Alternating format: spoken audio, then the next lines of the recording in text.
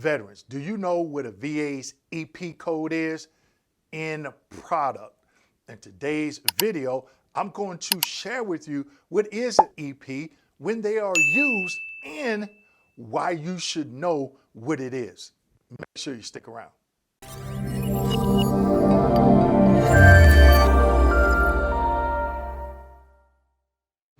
Welcome back to my channel, everyone. My name is Dwayne.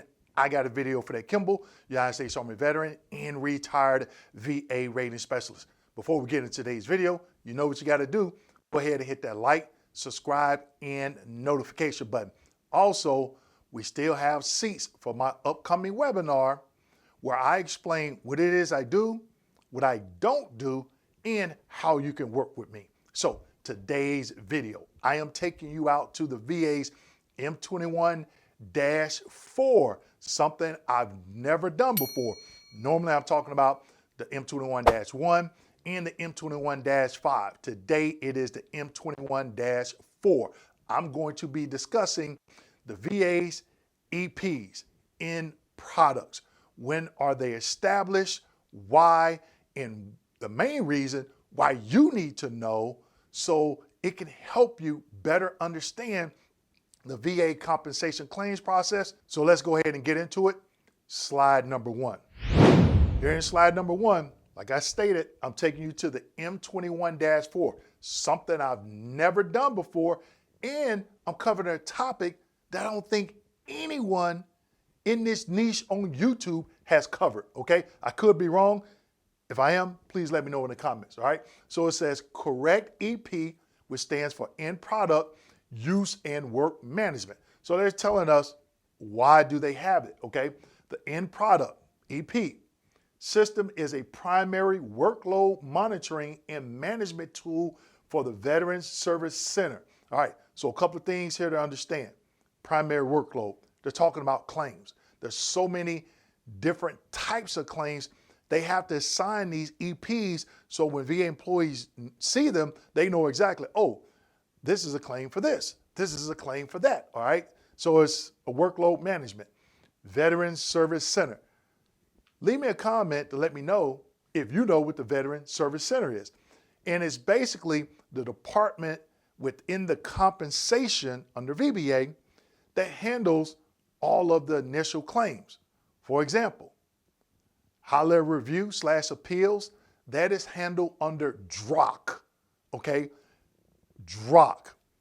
A lot of people that worked in DROC worked in Veterans Service Center, VSC. When I was a rater, I worked under VSC, okay?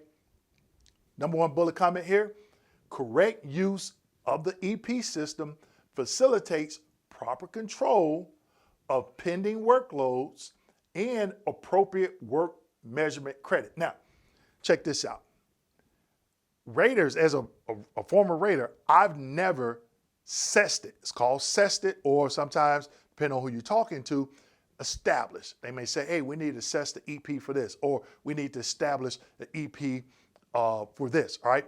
As a former VA rater, I've never assessed it or established an EP, all right?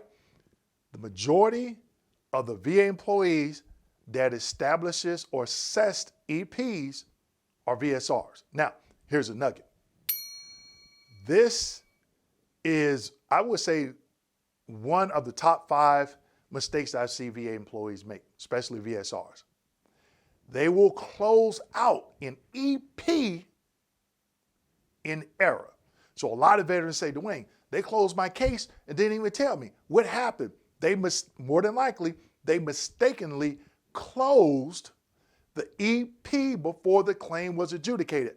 I've seen that happen, okay? So if for some reason you say, wait a minute, they closed out my claim and they never sent a rating decision, this is why it's important to understand the claim that you submitted, which EP is established, because when you call 800-827-1000, you're not going to say, why was my claim closed? You're going to ask them, hey, why was EP 110, 010, 020, 310, whatever it is, why was it closed without the claim being adjudicated? Boom, that's a huge nugget. Let's keep going.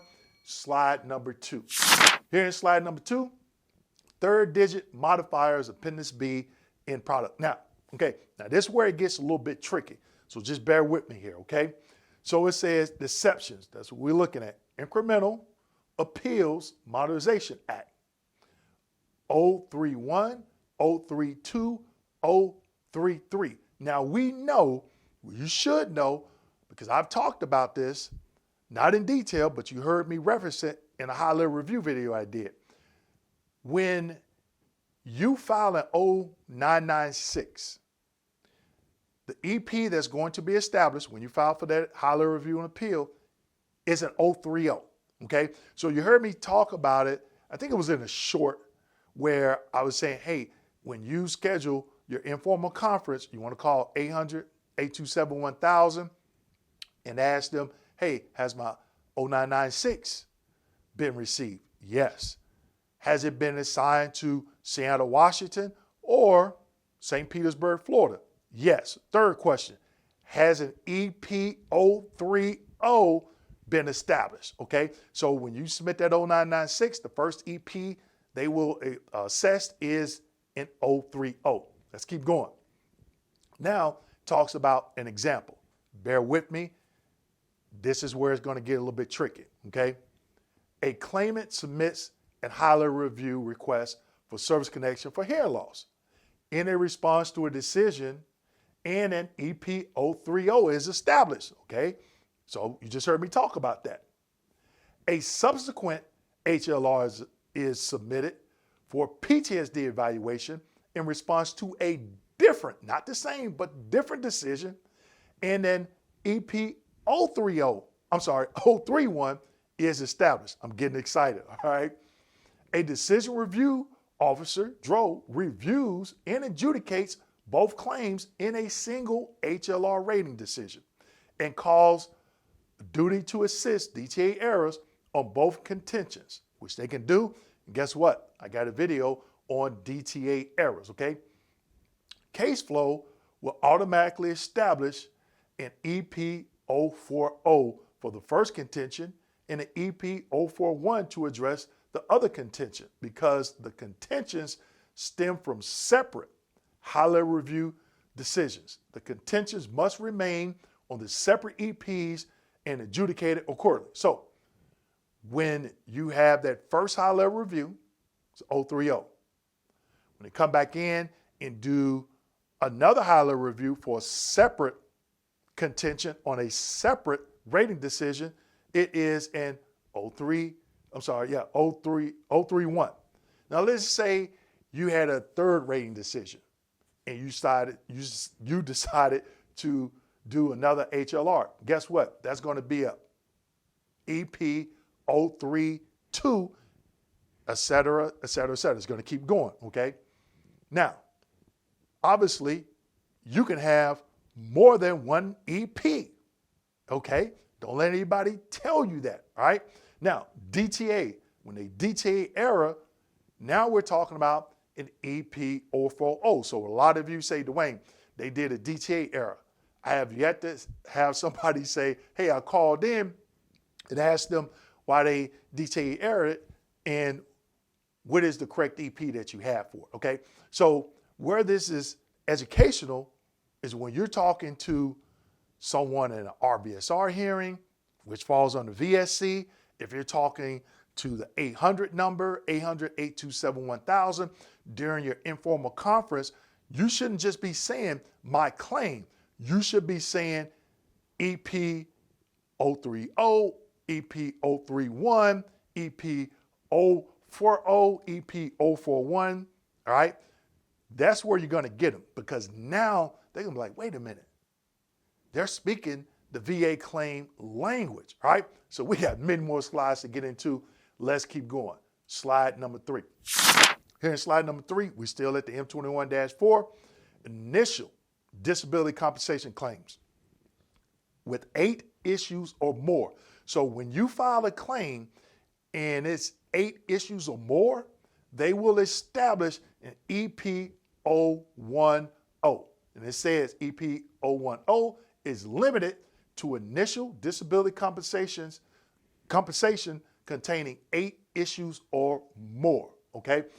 In the note section, it is not necessary to update the EP if the number of issues changes at any time after claim establishment.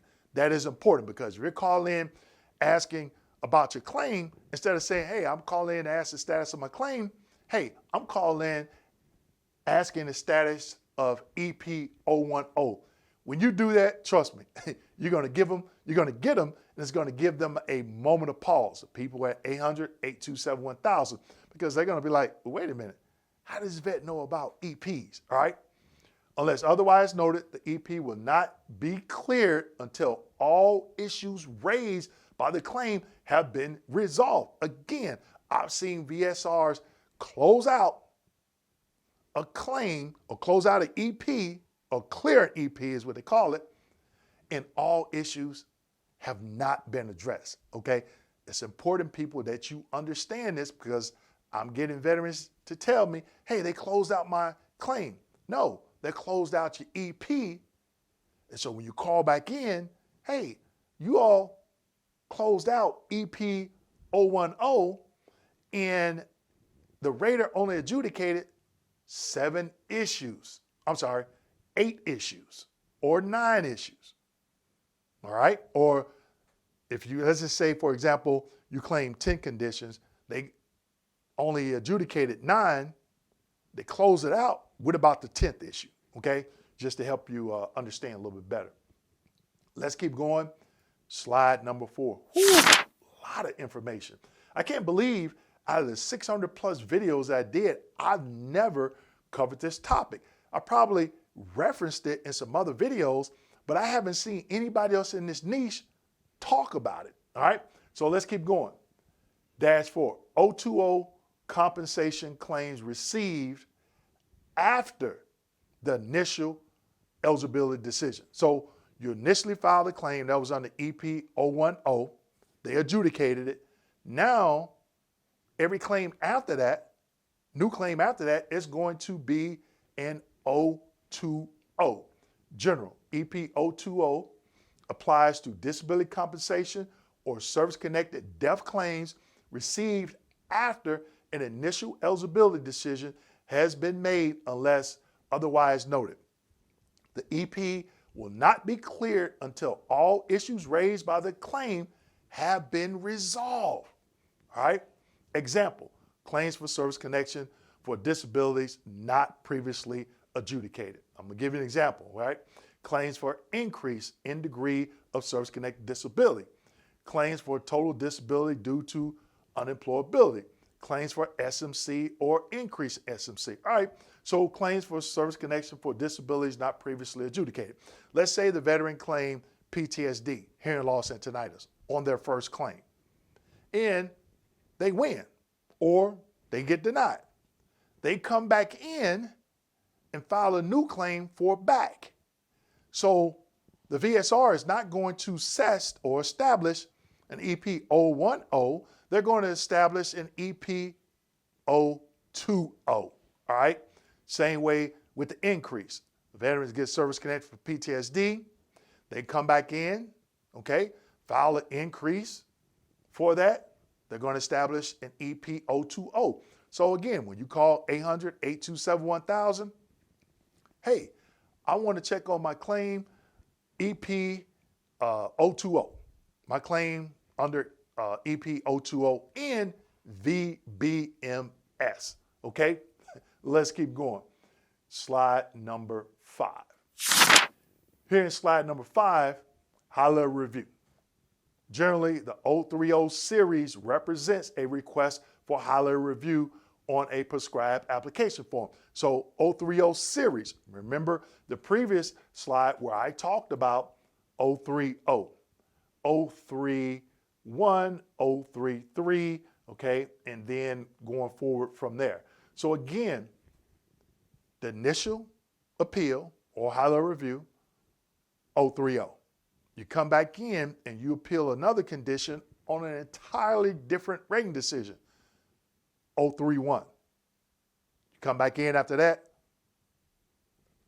032. I had to get that right. Now, because you should know by now, by looking at these slides, you can have multiple EPs. You can have multiple EPs. You can have a 030, you can have an 031, and you can have a 020 under where? VSC, okay? But also I want you to keep in mind, here's a nugget. Do not file the same claim. So let's say, for example, you claim PTSD, it got denied. And then you did a high-level review, and they established an EP 030, and it's taken months. Do not turn around and do a supplemental or file another claim under VSC, because you know what's going to happen? They're not going to even establish an 020. They're going to tell you we do not have jurisdiction because you have filed a high-level review for that, okay? So they don't have jurisdiction. They're going to see, oh, wait a minute, EP 030 is here. Oh, it's for PTSD. Nope, we can't even establish an EP 020. I know I'm confusing you, so I'm not going to go any further with any more examples on that. But again, this is why you need to know what EPs are. Let's keep going. Slide number 6. Here in slide number 6, we're talking about supplemental claims. So when you file a claim, let's say for PTSD, it gets denied, you submit a VA form 20-0995. That is a supplemental claim. And what is the nugget that you need to know when you file a supplemental claim? You need new and relevant evidence, new evidence that was not previously part of your claim, and it needs to be relevant. It needs to be relevant to that condition, all right? So when you do that, they are going to establish an EP 040, okay? The 040 EP series, because it could be 040, 041, 042, okay? Represents a supplemental claim. A supplemental claim is a complete claim for a VA benefit on a prescribed application. We already know what that is, an 0995, where the claimant or authorized representative disagrees with the decision VA made on an initial or supplemental claim for the same or similar benefit on the same or similar basis. A claim based on a new theory of entitlement is sufficient. New and relevant evidence to satisfy the evidentiary threshold, okay? A claim based on a new theory of entitlement is sufficient. New and relevant evidence. Now, I think I don't agree with it. I agree with it, but most VA employees, what they're looking for is something like on paper, like, you know, hey, I was previously denied for a back condition. I went out and got treatment for it. Let's say the veteran claimed a back condition due to being awarded the parachute badge and got denied. But now the veteran is coming in and saying, I'm claiming a back condition secondary to my bilateral knee conditions, a claim based on a new theory. There it is, okay? But if you do it that way, I'm afraid that a lot of VA employees are not going to move forward with that claim based on this. They're going to say, oh, no, you need new and relevant evidence. But it's telling you right here, a claim based on a new theory of entitlement is sufficient. New and relevant evidence, all right? That's a huge nugget, people.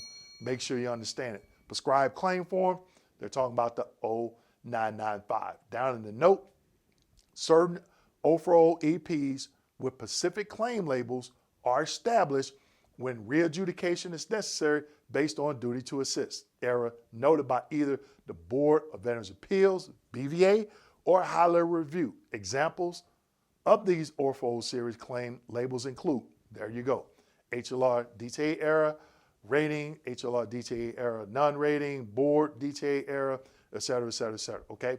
So supplemental claim, EP 040. And I'm getting tongue-tied. All right. EP 070, post-certification control. The EP 070 series, okay, because it could be 070, 071, right there in parentheses, it say 070 through 079. is used to control appeals returned to VBA jurisdiction from BVA for necessary adjudication of BVA decisions. BVA remand or BVA grant, okay? So what do we have? BVA decision, remand without BVA grant, BVA grant only, remand with BVA grant for RO. Remand, PMC, remand, BVA grant, all right? On and on and on. Now, here's a nugget, people. You can do, when you elect for BVA, and I haven't looked at that the BVA form. Last time I looked at it, you had three options. You can do a review where you're just asking the judge to look over your statement, look over all the evidence, and make a decision. Then you have an in-person where you can do like a travel. They have travel judges, and I remember when I worked at the St. Petersburg regional office, judges, it was a big thing, and appeals were just hopping. Oh, we got judges coming in tomorrow, right? And veterans will come in and meet one-on-one. The third option, you can go right to DC, okay? And it tells you on that form which one is the fastest. Now, this is how I've seen some of my clients win the BVA hearings. And it hasn't been many, I think just a couple. They all asked for a review, okay? They didn't ask to go in person. At the end of the day, this is your claim. You have to make that decision. But here's the nugget, people. They spelled out exactly what that error was, okay? They spelled out exactly what that error was, and they turned around and they asked, in both instances, they asked the judge to make a decision based on the evidence of record due to the fact that the VSC, okay, which is the rater, and DROC, which is the decision review officer, failed to adhere to the 38 CFR, any court cases, and M21-1s and the M21-5. They spelled those out, okay? And guess what the judge did? The judge made the decision and granted the benefit, okay? Now, again, at the end of the day, this is your claim. You have to decide how you want to move forward. Oh, here's another nugget. If you have a VSO, claims agent, or attorney, you let them know how you want to proceed. And in that statement, your lay statement to the judge, point out the 38 CFR, the M21-1, the M21-5, any court cases in that lay statement. If your VSO, claims agent, or attorney don't do that, you might want to do it yourself or find somebody else, okay? Let's keep going. Slide number 8, okay? Initial disability compensation claims. 7 issues or less. Remember, the 010 was 8 issues or more. The 110 is 7 issues or less. General, EP 110 is limited to initial disability compensation claims containing 7 issues or less. Each disability claimed on the original application received is counted as an issue. Consideration of entitlement to SMC is considered a single issue, all right? Specific determinations for ancillary benefits such as adaptive housing, Chapter 35 eligibility, or automobile allowances are also considered issues. Guess what, people? I have a video on automobile allowances, all right? Unless otherwise noted, the EP will not be cleared until all issues raised by the claim have been resolved. That's a nugget, people, because you've heard that about the 020 and the 010 in the other slides, all right? And I know this is going to be a long video. I'm not going to apologize because this is a lot of good information, okay? All right, but slide number 9, and I promise you, this is the last slide. Okay, EP 310, routine future exams. Guess what, people? I have a couple of videos where I'm talking about RFEs, but I'm not saying RFEs, I don't think in the title. If you go to my channel, just type in 55 RFEs or routine futures, and this will come up, this topic. EP 310 is used for the following: requests for routine future exams. you need to know if you have an RFE. I've talked to veterans that are 100% and they don't have RFEs and they did not know what to do. But after I explained to them what RFEs are, then they knew what to do, okay? So if you have a routine future exam, and I'm not gonna go too in depth on these routine future exams, other than the VA is prohibited for establishing an EP 310 routine future exam if the veteran is 55 or older, or, bear with me, or if the veteran will be 55 on or after the date of the exam is to take place. All right? So when I rated, they were teaching us all these things, okay? Giving us classes, training, tests, all of that, all right? So this is the last slide. I'm not gonna go through any more of it, but make sure you check out those videos on routine future exams.